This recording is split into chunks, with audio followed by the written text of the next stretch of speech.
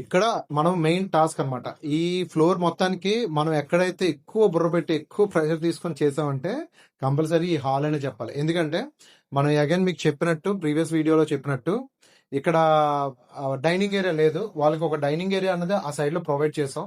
So దానికి కావాల్సిన wash basin అనేది ఇవ్వండి ఇక్కడ ప్లేస్ లో ఈ ప్లేస్ లో రావడం అయితే జరిగింది. సో ఇప్పుడు మనకున్న టాస్క్ ఏంటంటే ఈ టీవీ యూనిట్ చేయాలి.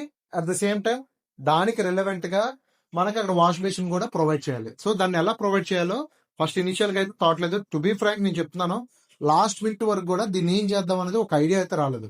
ఫస్ట్ ఏంటంటే ఫస్ట్ మేక్ చేసాం, కస్టమైజేషన్ ఒక బాక్స్ అది మేక్ చేసి రెగ్యులర్ టీవీ యూనిట్ అయితే ఇక్కడ మేక్ చేసాం. కానీ ఇక్కడ ప్రాబ్లం ఏమైందంటే అలా చేయడం వల్ల నాకే నచ్చలేదు. టు బీ ఫ్రాంక్ నాకు నచ్చలేదు ఆ యూనిట్. నాకు నచ్చక సో మళ్ళీ అగైన్ నేను ఆ రోజు సైట్ విజిట్ చేసి మా కార్పొరేటర్స్ చెప్పి సో కొన్ని ఐడియాస్ అనుకొని దాన్ని ఇలాగా డెమో పెట్టిన తర్వాత కస్టమర్ చూపించి ఇది నేను వెళ్దాం అనుకుంటున్నానంటే కస్టమర్ ఒకటే మాట అన్నారు, మీకు ఇది మనం మేకింగ్ చేసే ప్రతి దాంట్లో కూడా కస్టమర్ ఆ స్వేచ్ఛ ఇవ్వాలన్నమాట. ఆ స్వేచ్ఛ ఇస్తే మనం రూపాయి పని చేసేది ఇంకో 10 రూపాయలు పని చేయాలనిపిస్తుంది. ఎందుకంటే ఆ స్వేచ్ఛ లేకపోతే ప్రతి దాంట్లోని వేలు పెట్టి కెలుపుతూ ఉంటే మనం ఆ మైండ్ పెట్టలేం అనమాట. ఆ క్రియేటివిటీ మైండ్ మనం పెట్టలేం. ఎందుకంటే ఇది చేస్తే వాళ్ళు ఏమంటారు, అది చేస్తే ఏమంటారు అని చెప్పి మనం ఒక దగ్గర స్టిక్ అయిపోయి వాళ్ళకి ఏది నచ్చితే చేసి ఇచ్చేది వెళ్ళిపోదాం అన్న దీంట్లోకి వెళ్ళిపోతాం అనమాట. ఇక్కడ మీరు చూసినట్లయితే ఈ టీవీ యూనిట్ కి వచ్చేసరికి ఈ జెట్ షేప్ అది మనం అంటే రెగ్యులర్ గా టీవీ యూనిట్ మామూలు బాక్స్ చేసి చేయొచ్చు.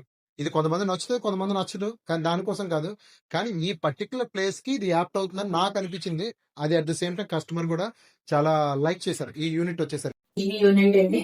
హాల్ చూడగానే మాకు చాలా ఇంప్రెస్ అయిపోయాము. ఈ హాల్ ఫస్ట్ లుక్ హాల్ ఎవరైనా వచ్చినా సరే హాల్ చూడగానే ఇంప్రెస్ అవుతారు. ఇక టీవీ యూనిట్ సైడ్ కి వచ్చేసరికి ఇది రీసెంట్ గా వచ్చింది. ఈ ప్యానల్స్ మీరు చూసినట్లయితే ఇది నెమలి పించాల లాగా డిజైన్ వస్తుంది అన్నమాట. క్లోజ్ లో మీకు చూపిస్తాను వీలైతే. సో దీనికి ఏంటంటే ఈ నెమలి పించాల లాగా వస్తుంది. ఇది 2x8 షీట్ మార్కెట్ లో దొరుకుతుంది అనమాట.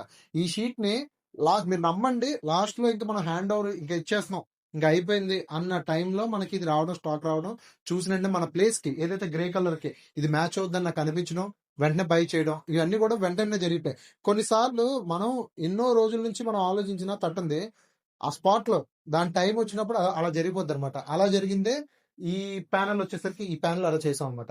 ఇక్కడ వచ్చేసరికి complete marble finish. Marble finish అనేది చాలా మంది ఏం చేస్తుంటారంటే టీవీ యూనిట్ కి వచ్చేసరికి ఎక్కువ గ్లేజ్ గా మెరిచిపోవాలని చెప్పి అనుకుంటారు. ఎప్పుడు కూడా మిస్టేక్ చేయకండి. ఎందుకంటే మనం టీవీ చూసేటప్పుడు స్మూత్ గా ఉండాలి.